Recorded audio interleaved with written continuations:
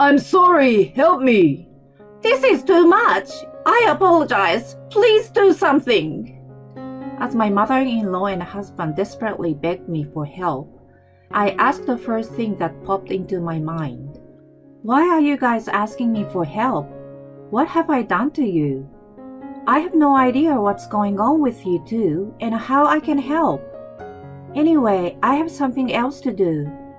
I turned my back on them, ignoring the frantic begging in agony behind me, and left. I am Eileen. I was a 27-year-old secretary, and my husband Aaron was 29 years old back then. He was an advertising agent and worked for a different company from me. We met because our offices are in the same building and got married 2 years later. My in-laws lived a short flight away. My mother-in-law Yvonne was left alone after her husband passed away last year. Aaron, being the eldest son, took her in without any discussion. Although we still lived separately, we were just on different floors in the same apartment building. She was, to put it nicely, sassy and a bit impatient, and I was more of a think before act type. We were polar opposite in terms of personality and did not get along well. She seems to get frustrated with my slow speech and action every time. She thought it was better to do things quickly, even if the result was 60 points. She often suffered a loss as a result of proceeding without thinking things through. No matter how hard I tried to adjust to her way, I could not agree with her completely. For example, my wedding. When it came to choosing a venue, "Just pick one already," she scolded me and then recommended a cheap place that was available for the earliest booking without checking the service carefully. At that time, I had narrowed down my choices to a few and was planning to visit each place. "What are you procrastinating about? In the end, all venues are more or less the same. Stop wasting your time worrying about tiny details." Considering our future relationship, I decided to follow her advice. However, the venue was located in a hard-to-reach area, and there was a patchy cellular connection. In addition, we were served a lower-grade course because they weren't able to get the originally planned ingredients on the day. Aaron and I were frowned upon by the guests. Yvonne told the relatives who had complained to her. "Eileen insisted on having a reception here. We tried to reason with her, but she didn't budge." Thanks to her, I was recognized by her relatives as a bride who was not only selfish, but also unable to offer the least hospitality. I complained to Aaron about that. "We were all family now. You should forgive her. Besides, you agreed to have it there in the end." He took her side, and I was left frustrated. Those misunderstandings continued to happen over and over again after the wedding. "You are really slow and clumsy. It's a waste of time for me to be with you. You make me wait all the time, and I'm really tired of it. Can't you respect other people's time?" She started to criticize me blatantly. That happened because she changed the plan earlier due to her impatience, and I was just on time. "I'm sorry, but I just followed the original schedule." "Are you telling me it's my fault?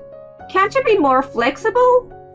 "I'm not saying it's your fault, but I have other plans too.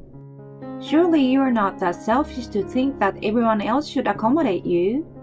"Who do you think you are talking to? Don't you dare talk back to me." I knew that Aaron wasn't going to deal with her, so I stopped being nice and directly addressed her. She probably never dreamed of being talked back by me. She became so furious that you could boil water on her head.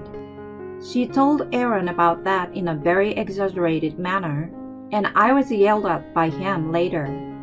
"Why are you so selfish? Stop irritating my mother." He became completely on her side after that.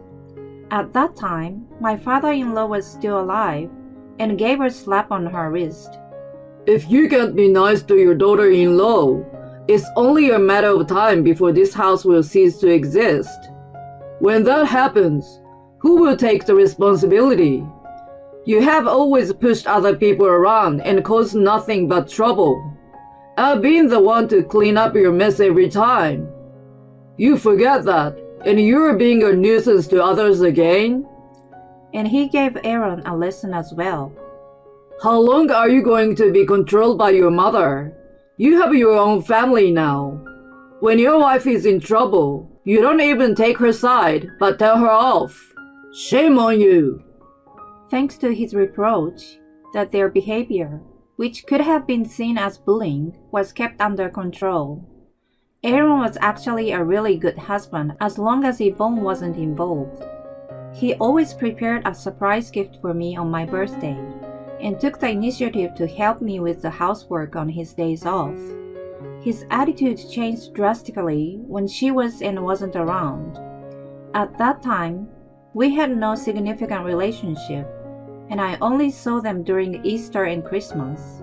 I thought that if I endured those events, I could have a relatively happy married life. However, just 1 year into our marriage, my father-in-law became ill and was hospitalized. He passed away despite his treatment. I wondered what Yvonne was going to do.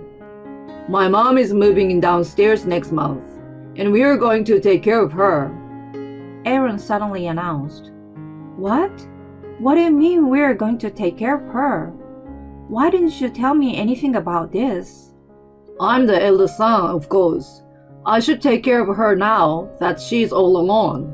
And since you don't like her, I rented a separate apartment instead of having her move in with us. I'm making a compromise for you, so don't complain. When my father-in-law passed away, I thought we might have needed to take care of her. I never imagined that I was going to be forced to do so without any consultation. I became distrustful of him because of his insensitive behavior. I was also concerned about my future life with him, who would have most likely taken her side if we had a confrontation. I began to a bit cautious in my daily life. Such days were exhausting, and as I feared, Yvonne harassed me in various ways. Moreover, Aaron even suggested that I clean not only our house but hers on my days off.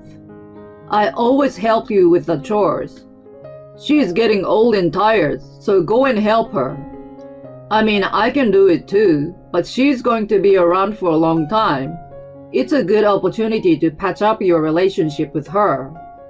I decided to take up his advice in the hope that things would improve. It must be hard for you to do all the house things. I was wondering if there was anything I could do to help. I don't know what a clumsy girl like you can do for me. Well, that's okay. I don't have enough furniture, so could you get me some? Sure. Should I pay first and can you reimburse me later? You live on Aaron's income, don't you? Why don't you pay from there? He said I was free to spend it however I wanted. When I was about to refuse, she lashed out loudly. Just go! I will let him know later. I didn't have the energy to talk back and readied myself to go shopping as she ordered. Then I realized that the things she asked me to buy were large shelves and a coffee table, all of which were difficult to carry by myself. I'm sorry, but these are all big and heavy things. I'd rather wait and go with Aaron. Are you serious? He works so hard. Are you going to make him work even more on his day off? Do you even care about him? If I talked back to her even a little bit, she got upset and yelled at me harshly. I gave up and decided to obey her. Furthermore, Aaron gave her the duplicate key to our house, so she entered without permission while we were at work. She began to open the mail and ransack the bedroom. She may be your mother, but to me she's an outsider. I can't stand it when she comes in and out of our house freely, peeks into our bedroom, and opens our mail without permission. Ask her to stop. He responded with an okay at the moment, but her behavior did not improve. I thought that if things continue as they were, divorce would have been the only option. I felt I was losing my feelings for him. Then, one Friday, Aaron had a day off. I came back from work to find Yvonne relaxing in the living room as if it were her home. Surprisingly, when she noticed me, she made an unusual gesture. "Oh, you are back. Hi, Yvonne. I went shopping with Aaron today and found a delicious-looking cake. You have been very kind to me, so I bought it as a thank you and put it in the fridge. I tripped earlier, and it crumbled a little. I'm sorry." I was astounded, and then Aaron joined in. We'll go to a furniture store a bit farther away tomorrow. Mom really wants a bed from there. You're off, so come with us. It's late to have the cake tonight, so let's have it before we go out tomorrow. He was grinning derisively, and I got a hunch that the cake wasn't an honest gift. "Okay, why don't we leave after lunch then?" Satisfied, the two of them went to clean Yvonne's apartment in preparation for the new bed. I checked the cake in the fridge after they were gone. There was a round chocolate cake that had clearly been tampered with in one place. I could easily have guessed that Yvonne was going to make me eat that questionable part. To cover it up, I ran to a deli and bought a chocolate bar. I melted it down and reapplied it to the top of the cake so that no traces of it could be seen. I moved the strawberry on top a little so that only I could see the questionable part. The next day, Yvonne came over a little earlier than scheduled. "Good morning, you're just in time. I just finished preparing the cake, so please have a seat." I tried to fix the crumble part. "Oh, of course, I will eat that part, so it may not matter to you." "Oh my, that's unusual for you. You got things done ahead of time, and you've even learned to be considerate. Is Aaron up yet?" "I'm sure he will be up soon." Immediately after, he came to the living room after waking up from sleep. When he got ready to go, the three of us decided to have the cake. He wasn't much of a fan of sweets. Mom, have mine. He handed his plate to her after eating half of his slice. She finished the other half happily. Meanwhile, they both grinned at each other, watching me eat. I knew they had done something to the cake. I thought there was something extremely spicy or bitter in it. The two, who were supposed to be eating the part in question, showed no sign, and I was honestly disappointed. As soon as we finished, "Well, let's go. Can you drive home?" Aaron handed me the car key, and just as we were about to leave, "Eileen, you should go to the restroom before we head out. It's quite a long way to the store." "I'm fine. Besides, we will use the highway, so it will be quick." Then, when we were getting on the highway, "How much longer until we get there?" asked Aaron with a pale complexion. About an hour and a half, I think." "Can I use the restroom somewhere?" "Eileen, did you really eat the crumbled part?" Following Aaron, Yvonne, who was breaking out in a cold sweat, asked me from the back. "Of course I did. I wouldn't let you or Aaron eat the damaged part." "You don't look so good. Are you feeling okay?" "I need to use the restroom too, so stop anywhere you can." I sensed that both of them were suffering from sudden stomach aches from their appearance. My mischievous spirit got the better of me, and I dared to drive slower and past the first exit. "Come on! I mean, how come you're okay?" "What are you talking about?" Aaron looked like he was trying very hard not to yell at me, and asked a bizarre question. "No, it's nothing." "I mean, you guys did something to the cake, didn't you? It's obvious. If you don't tell me honestly, I will skip the next exit." I could see them gasp. "I don't know what you're talking about." "Oh, so you're not going to tell me?" "It's a laxative. We put a laxative in it. I wanted to teach you a little lesson. My hunch was right. I was so glad that I reapplied the chocolate the night before. Please get off here. I let them out of the car at a gas station we had just arrived at. As soon as they stepped outside, Aaron gasped, "Ugh." I heard him curse in a whisper. Then a faint stench hit my nose, and it was clear to us all that the worst had happened. You guys are not feeling well, so stay here and rest. I'm sorry, help me. This is too much. I apologize. Please do something. Why are you guys asking me for help? What did I do to you? I have no idea what's going on with you two, and how can I help? Anyway, I have something else to do. Ignoring their frantic pleading and begging, I started the car and rushed home.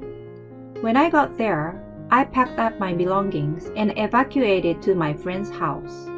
I then went to see a lawyer with my journal, which had details of Yvonne and Aaron's bullying, and the data of recorded conversation about the laxatives. Later, I was told that they called the car service to get home. Damn you! The car service is charging me for dry cleaning because of you. You pay for it. Why should I? I mean, how did you make such a mess? I questioned Aaron, who called me in a rage, but he must have felt embarrassed to explain and became silent. Well, it doesn't matter. I'm divorcing you. Please speak to my lawyer from now on. I'm sure you will get a letter soon. Wait, why are you talking about divorce? Of course, you enjoyed bullying me with your mom. Not only that, you guys even tried to drug me. I can't live with someone like that. More importantly, an adult man who leaked. I couldn't help but burst into laughter. Yvonne, who was apparently listening in on the speaker, screamed, "We don't want a woman like you anyway! Don't ever show your face in front of us again!" Yvonne, I will make sure to bill you for the furniture and other things. Let me make something clear to you. I earn more than Aaron does. I paid for you out of my premarital savings. She was screaming on and on about something, but I ignored her and hung up the phone. A few weeks later, my lawyer told me that Aaron had negotiated to pay alimony in installments, and Yvonne refused to repay me. When my lawyer told her that I could file a police report about the drugging, she agreed to my request. I refused to accept Aaron's installment offer. You have your father's inheritance, don't you? So please pay me in one lump sum. In the end, he agreed to pay me by giving up most of the inheritance. His income alone was not enough to cover his rent, so he moved to an inexpensive apartment with his unemployed mother. The last time I saw him was at the gas station with a very pale face. I left everything to my lawyer, and our divorce was finalized without needing me to face him again. I accepted a transfer that my work had approached me. I have now started a new life in a new city. My lawyer tells me that she is sometimes contacted by Aaron about getting back together. I have all that handled by her. I am out of my difficult life in which I had no one on my side and was being attacked by two people. I'm enjoying my freedom while I'm busy working hard in a new position. Now that I have received a lot of alimony, I'm thinking of going on a trip once my work is settled.